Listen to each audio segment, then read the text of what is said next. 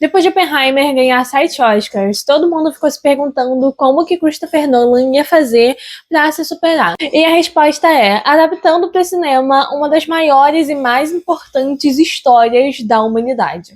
E antes mesmo da estreia, o filme já estava sendo tratado como um favorito no Oscar. Mas será que ele realmente merece toda essa expectativa? Hoje eu quero falar sobre isso. E me desculpem que aqui do lado tá tendo uma obra, mas eu não tenho outro dia pra gravar isso. E se você gosta de entender o contexto sobre cinema, você tá no lugar certo. Oi, eu sou a Leandra Nogueira, jornalista e criadora de conteúdo sobre o mundo pop. Então aproveita, se inscreve aqui no canal, deixa um like nesse vídeo, me segue nas redes sociais, @cledit.movie. E agora vamos voltar ao assunto. Para começar, o filme já nasceu gigante. Ele custou 250 milhões de dólares para ser feito. Ele foi gravado durante 91 dias em 6 países diferentes: Marrocos, Grécia, Itália, Islândia, Estados Unidos e Escócia. O Ciclope, ele era um fantoche gigante de uns 18 metros. E ele foi criado com animatrônicos, maquiagem e um ator real, o Bill Urban, que é o mesmo que deu a voz ao robô de Interestelar. Nesse filme, até as câmeras deram trabalho. O Nolan desafiou a IMAX e pediu para eles fazerem uma câmera que fosse um pouco mais fácil de se mover durante as filmagens. A câmera de IMAX, ela é um trambolho gigantesco, muito barulhento. A IMAX fez uma menor para eles e ainda assim os atores não conseguiam ficar de frente um pro outro. A Anne Hathaway até falou sobre isso em uma entrevista. Ela disse que ninguém ali era expert naquilo porque tava todo mundo fazendo aquilo ali pela primeira vez. As câmeras eram tão pesadas que elas precisavam ser levadas de helicóptero para algumas locações. O Matt Damon também chegou a brincar falando que atuar perto delas era como atuar do lado de um liquidificador ligado. Fora que essa câmera só rodava 3 minutos por vez, então as cenas não são muito longas e toda hora tem cortes no filme.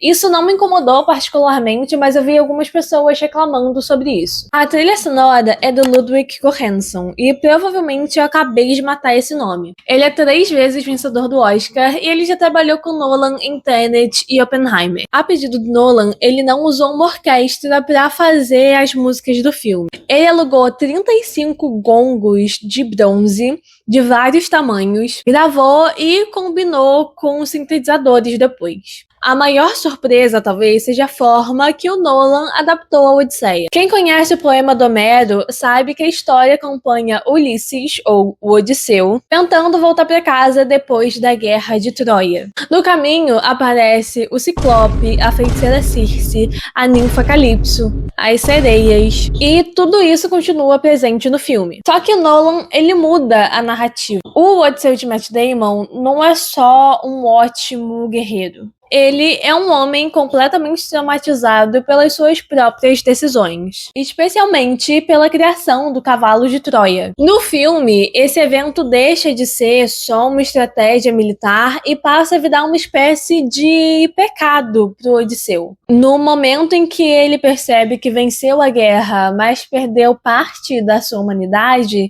ele começa a repensar tudo. Isso te lembra alguma coisa? No texto original, o Odisseu, ele é muito inteligente. Ele é trapaceiro, ele é mau, ele é cruel às vezes. E no filme, o Nolan suaviza toda essa parte. Em troca, ele cria um personagem completamente tomado pelo remorso. É quase como se a Odisseia fosse uma continuação espiritual de Oppenheimer. Nos 2 filmes, o Nolan parece interessado em uma pergunta: o que acontece depois que você faz uma coisa tão terrível como uma guerra que dura 10 anos ou uma bomba atômica? Outra mudança interessante envolve os deuses. No poema, os deuses aparecem o tempo todo aqui na Terra, falando com humanos, atrapalhando a viagem do Odisseu. E no filme, não, a gente só tem a Atena. As participações dos deuses são como eventos da natureza. Então, o trovão do Zeus, o mar agitado do Poseidon. Também existem mudanças nos personagens mais clássicos. A Circe, por exemplo, deixa de ser uma feiticeira sedutora e passa a ser uma personagem muito complexa mesmo com, não sei, 5 minutos de tela. E a cena dela, pra mim, foi a melhor cena do filme inteiro. Eu fiquei horrorizada com aquilo. Mas eu achei muito boa. Ela transforma as pessoas no que elas são, no caso, em porcos. Então todos aqueles soldados fortes, guerreiros, vencedores de uma guerra, e toda a aura que isso tem, vai por água abaixo quando a Circe transforma eles em porcos. E eu achei essa cena bem interessante e profunda, porque ela disse que eles iam machucar ela se eles tivessem essa oportunidade. E realmente iriam.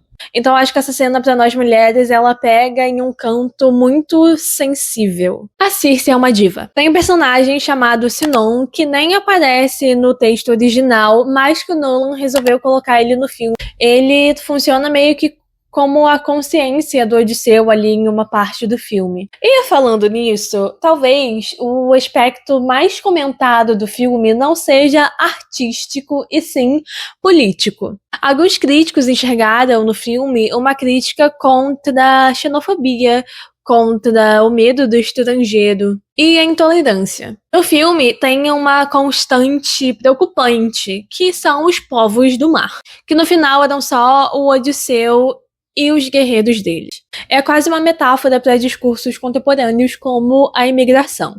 E isso daí dividiu muitas pessoas. Eu mesma não pensei nisso, nem vi isso, eu só tava achando tudo muito interessante, como o pessoal tava com tanto medo dos povos do mar, e até eles estavam com medo dos povos do mar, das histórias que eles escutavam, quando na verdade eram eles. Enfim, essa leitura dividiu algumas opiniões, principalmente com o lado conservador americano. E durante meses, o Christopher virou alvo dessa galera. Tudo começou quando ele confirmou a Lupita Nyong'o como a Helena de Troia, que no texto é a mulher mais bonita do mundo. E, gente, olha essa mulher, como que você diz que ela não é a mulher mais bonita do mundo? Faça meu favor.